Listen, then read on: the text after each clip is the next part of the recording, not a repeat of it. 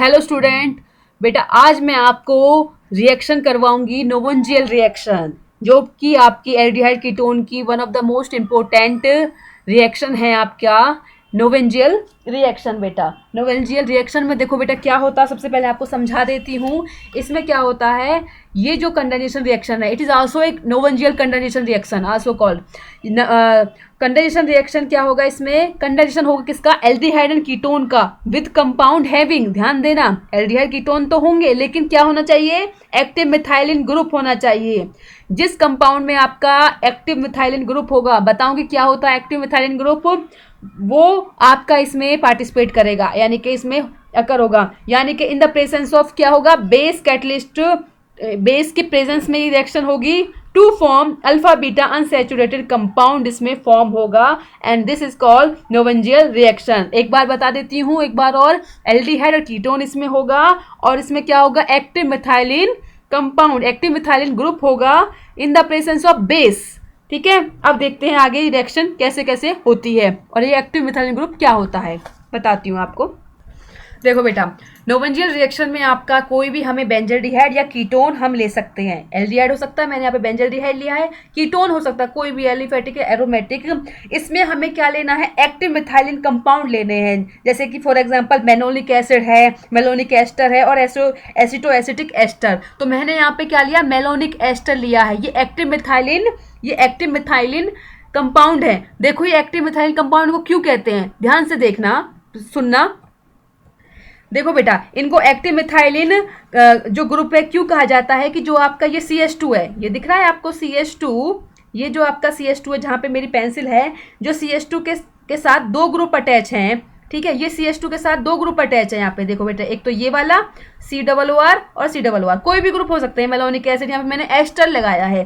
तो दो ग्रुप, जो दोनों ही ग्रुप आपके कैसे हैं, ये इलेक्ट्रॉन विड्रॉइंग ग्रुप है बेटा, इलेक्ट्रॉन विड्रॉइंग ग्रुप होते हैं ये। और ये इलेक्ट्रॉन विड्रॉइंग ग्रुप की वजह से जो आपका CH2 है, ये वाला CH2, ये दोनों जो हाइड्रोजन होते हैं C के पास, बहुत ही ज़्यादा एसिडिक हो जाते हैं, क्योंकि with the presence of electron withdrawing group की वजह से ये बहुत ज़्यादा एसिडिक हो जाते हैं और एक्टिव हो जाते हैं। सो दैट इज कॉल्ड, इसलिए इनको क्या बोला जाता है, मिथाइलिन, एक्टिव मिथाइलिन ग्रुप बोला जाता है बेटा।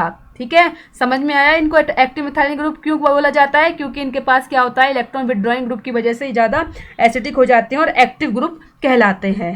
ठीक है बेटा, अब मैं बात करती हूँ, देखो किसकी प्रेजेंस में होती है ये आपकी बेटा, ये आपकी बेस के प्रेजेंस में होगी ये रिएक्शन। यहाँ पे पहले देख लेते हैं, ये यहाँ पे मैंने बेस ले लिया। ठीक है, बेस की प्रेजेंस में होगी और इसमें कंडेंसेशन रिएक्शन है, वाटर बाहर निकलेगा और आपका जो प्रोडक्ट है वो फाइनली आपको मिलेगा, which is called alpha beta unsaturated compound. Alpha beta unsaturated compound आपका मिल जाएगा। This is called Knoevenagel reaction. Now इसका मैकेनिज्म हम देखते हैं, विच इज वेरी इंपॉर्टेंट।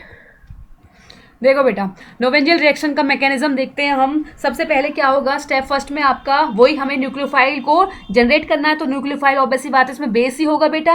अब ये जो बेस है आपका, ये जो बेस है, हम इसमें बेस कौन सा लेंगे, पिरिडिन ले सकते हैं, पेप्रिडिन ले सकते हैं। ठीक है, तो इस जो ये बेस है, इसकी जो रिएक्शन होगी बेटा, कौन किससे होगी, एक्टिव मिथाइलिन जो आपका जो ग्रुप था, यानी कि जो मैंने क्या लिया था यहाँ पे, मेलोनिक एस्टर लिया था, उसके साथ होगी। देखो कैसे, देखो बेटा, ये जो बेस है हमारा, ये जो आपका ये बेस है, किस पे अटैक करेगा, आपका मेलोनिक एक्टिव मिथाइलिन ग्रुप जो आपका मेलोनिक एस्टर लिया था। तो हमारा जो प्रोडक्ट बनेगा वो बनेगा कार्ब एनाइन। आपको पता है हमें कार्ब एनाइन चाहिए, which act as a nucleophile in further mechanism, यानी कि अब ये कार्ब एनाइन हमारा किस पे अटैक करेगा, हमने क्या लिया था, एल्डिहाइड पर अटैक करेगा। बहुत बच्चे, बहुत ही सिंपल तरीके से मैं आपको करवा रही हूँ। बेस ने अटैक करा है पहले मेलोनिक एस्टर पर और हमें क्या मिल गया है, एक कार्ब एनाइन मिल गया है जो कि न्यूक्लियोफाइल की तरह वर्क करेगा और वो फर्दर हमारा किस पर, जो हमारा सबस्ट्रेट है, सेकेंड सबस्ट्रेट कौन सा है, एल्डिहाइड पर ये हमारा अटैक करेगा।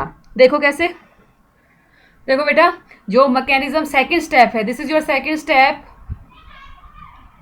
सेकेंड स्टेप में क्या होगा, जो हमारा कार्ब एनाइन बना था स्टेप फर्स्ट में, वो हमारा बेंजल्डिहाइड पर अटैक करेगा और आपको पता है कार्बन पर करेगा ये अटैक, और ये आपके जो ये बॉन्ड है ये ऑक्सीजन के पास चले जाएंगे और ये आपका यहाँ से ये प्रोडक्ट बनेगा, इंटरमीडिएट बनेगा। ठीक है, इतना समझ में आया आपकी, आई होप समझ में आ गया होगा। बहुत ईजी वे से मैं आपको समझा रही हूँ स्टेप बाय स्टेप।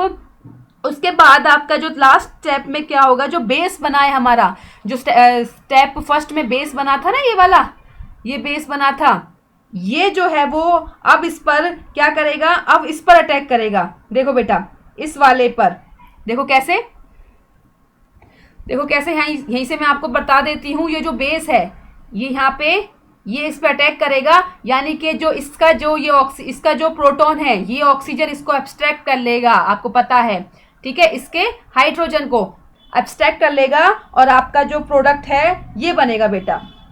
यहाँ पे मैं बना देती हूँ। देखो बेटा, वो जो बेस था उसने अब ऑक्सीजन ने उसका प्रोटॉन को एब्स्ट्रैक्ट कर लिया और यहाँ पे OH लगा दिया, OH बन गया हमारा, ठीक है। अब देखो लास्ट स्टेप में जो आपका लास्ट है, फाइनली जो हमारा प्रोडक्ट बनने जा रहा है, ये जो यहाँ पे जो मैं CH है इसको मैं यहाँ पे लिख दूँ, ये आपका H है, तो यहाँ से आपका OH और H जो वाटर है आपका बाहर निकल जाएगा, यानी कि इसमें डिहाइड्रेशन हो जाएगी और ये फाइनली हमारा प्रोडक्ट है क्या, C6H5CH, यहाँ पे डबल बॉन्ड आ जाएगा, ये इसका डबल बॉन्ड यहाँ आ जाएगा, आपको पता है, ये आपका C, ये कार्बन बचेगा और यहाँ पे COR, ठीक है। This is called alpha beta unsaturated adduct, इसको ही बोलते हैं बेटा आपका फाइनल प्रोडक्ट आपका बना बेटा, ठीक है। ये आपका फाइनल प्रोडक्ट, सॉरी इसमें फाइनल प्रोडक्ट में अभी बना नहीं है, ये यहाँ पे क्या होगा इसमें, तो बेटा ये आपका फाइनल प्रोडक्ट होगा, अल्फा बीटा अनसैचुरेटेड प्रोडक्ट बनेगा, जो कंपाउंड है आपका, ये फाइनली आपका इसमें से डिहाइड्रेशन होने के बाद आपका जो आपका फाइनल प्रोडक्ट बनेगा, नोवेंजियल रिएक्शन मैंने आपको स्टार्टिंग में करवाई थी, यही बना था ना, अल्फा बीटा अनसैचुरेटेड कंपाउंड। तो फाइनली आपकी नोवेंजियल रिएक्शन कंप्लीट हुई।